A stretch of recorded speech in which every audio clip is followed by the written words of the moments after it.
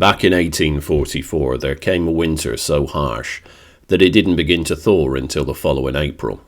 So unrelenting and cruel was this particular season that it's still spoken about in hushed tones today, and remains the benchmark by which the savagery of the season is judged. Of all the places in the West Country, that winter was especially severe in the areas surrounding the estuary of the Exe River down in South Devon.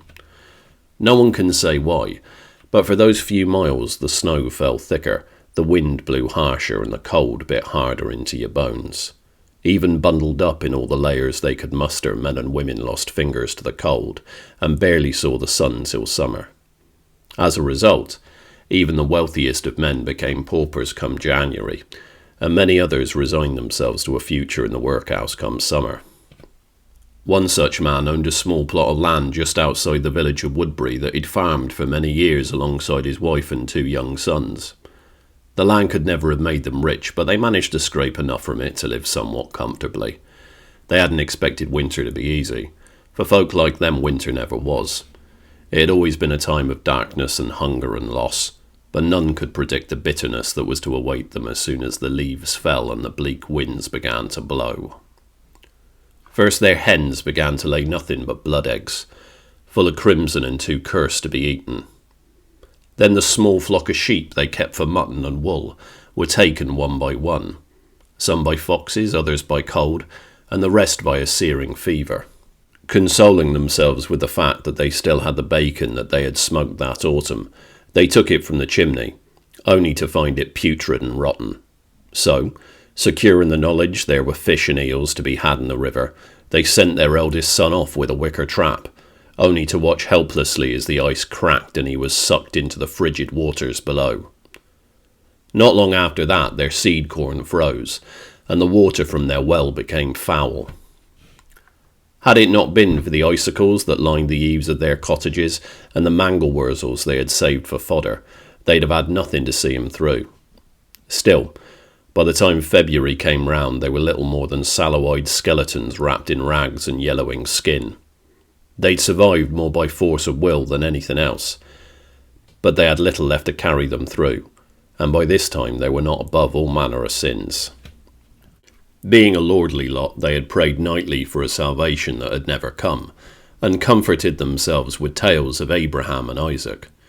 Our Lord would not forsake us, the father insisted after each and every meal time, as he watched his wife and child waste away before his eyes, until one night the words stuck in his throat like a rancid fishbone, and instead he threw his crucifix into their meagre fire, cursing his father above with all the bile and rancour he could muster. Although she was shocked at first, his wife could not disagree with his sentiment, and so one by one she plucked the crosses from around her and her son's neck, then threw them onto the fire to join their fellow. It wasn't until the following night that the clattering began.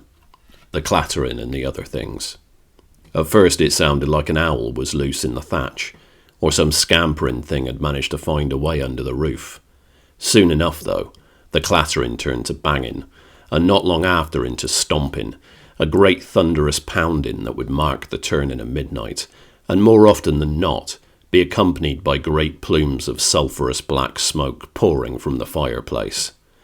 Given what had befallen them that winter, it didn't take a godly nature to identify the culprit. Both the man and his wife knew the work of the devil when they saw it, and hoped it might mark an end to their hardships. Although they had both been raised to be God-fearing, the woman had grown up with a grandmother that many in the village would come to see, should they need a charm or a potion or a spell to protect them. As a result, there were certain things she knew. She knew how to make the circle of salt and birch branches. She knew what to place in the middle of it to tempt a thing from the pit. And she knew the words that would bind the clattering thing. They had a plan, see, the same plan that Marlowe had written for Faustus. And if they'd had a chance to read that book, then they might have thought again. But they were desperate, see, and desperation is a reckless creature. So, they made the circle, and they stood hand in hand, and they said the words. The smell was the first thing to appear. A rancid, sweet sulphur smell that filled the house and turned the air heavy. Then the air cracked and spat like cold water and hot oil as spears of lightning erupted from within the circle and tore reality to tatters. Hellish red light streamed from the slashed veil, and the screams of a billion tortured souls spewed out of them. Eventually the shadow of a figure began to appear, ethereal yet entirely malignant, until little by little it began to take form. The feet were first, cloven hooves dripping with putrid oozing tar, then skeletal legs covered with coarse black hair and vicious curving claws hungry for flesh. The ribs of the torso were exposed and wrapped in reptilian tendons, covered in a thick moving blanket of flies, while the shoulders were defaced by repellent protrusions of gleaming bone. Its face was neither human nor animal, but something in between, something constructed from the foulest elements of each and imbued with a malice older than time itself. When finally it spoke, its voice was the death rattle of decency, a curdled morass of whispers and screams that asked only why it had been bound.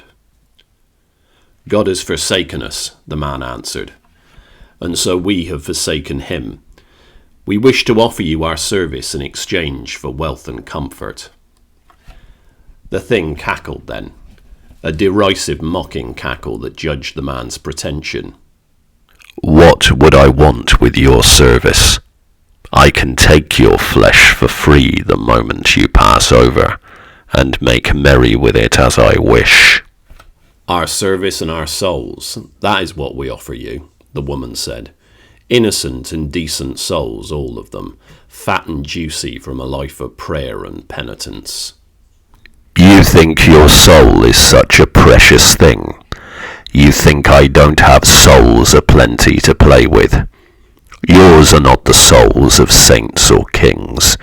They are petty, meagre things, stringy and unsatisfying. You call me here for this insult." "We mean no insult, Lord, only to beg relief in exchange for all we have." "I am not your lord. I am your reckoning, and you are my playthings. If relief is what you seek, I shall offer it, but only to your son, and only at a price." "What price can we pay that is greater than our souls?" "Your dignity." The man and the woman looked at each other confused, horrified and sickened by the suggestion. Then the man began to ask a stumbling question, only to be cut off mid-sentence. "I am hungry, and adore the taste of tongue. Remove yours." Although the man and the woman initially froze, then pleaded and begged for an alternative, the thing that they had summoned would not be dissuaded. So, tearful and terrified, they held on to one another in a loving embrace. Then, staring affectionately into each other's eyes, they each slipped a thin, keen blade into their partner's mouth and cut the desired articles out. Once the creature had finished its meal, further instructions followed, each more degrading and invasive than the last. I'll spare you the details of the trials they were forced to endure, but I'll tell you the state that it left them in. By the time the demon was finished, the man and the woman only barely resembled their former selves. Limbs were missing, as were eyes and teeth. Sickening devotional characters had been cut into their flesh, and parts of each had been crudely grafted onto the other in unspeakable rituals of diabolical piety. The pair stood there before the thing they had summoned, degraded and pitiful, but still holding on to the hope that their boy would go on to enjoy a life of comfort and wealth once the bargain was complete. They should have known better, really, as godly as they had been. After all, there's a reason that the thing they bound had been named the father of lies. The last instruction it gave was for them to break the circle that bound it. After all, it said, how could it grace the boy with its favours if it was still confined within? So, just as they had before, the man and the woman followed the instructions they were given, and swept away the birch branches and salt. When the thing stepped forward and walked towards the boy, the man and the woman wept with relief. Even as it bent down towards him and began to raise its talons, they were hopeful and expectant, consoled by the life of ease they were sure he'd now enjoy. Yet at the last minute the creature turned to them with a vicious predatory smile and stabbed its claws into the child's forehead before tearing his face into a patchwork quilt of agonizing wounds. His parents would have screamed if they could, but lacking tongues all they could muster was a shallow guttural whine. Now that it was finished with its game, the demon tossed the child aside like a rag doll, then strolled towards the door of the cottage. However, before it left, it turned to the family as they lay wallowing in their bloody pools with what could have been a sneer, and simply said, "You are relieved." As for the family, well, the parents died, of course. They may have held on a few days, but after what they'd done to each other, death was all but certain.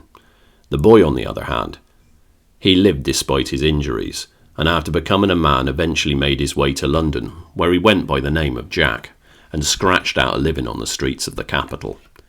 On the rare occasions that another soul saw his face, they would often ask him where he got his scars, and on those occasions he would simply answer, "From hell." Now, you might be thinking that this tale sounds a bit too far-fetched to be true, but consider this. The following morning, the inhabitants of Woodbury and of similar villages for 100 miles or so woke up to find an unbroken trail of hoofprints that travelled uninterrupted over roofs, haystack and barns. Stranger still is that the prints were twice as large as any cloven-hoofed animal known to the villagers and stunk of rotten sulphur.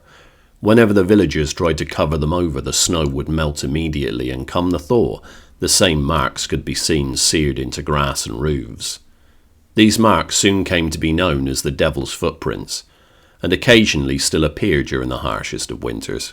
So, if you ever find yourself staying in a snow-covered cottage down here, and you start to hear clattering upon the roof, you'd better grab whatever charms or holy books you hold dear, and try to ignore it till morning.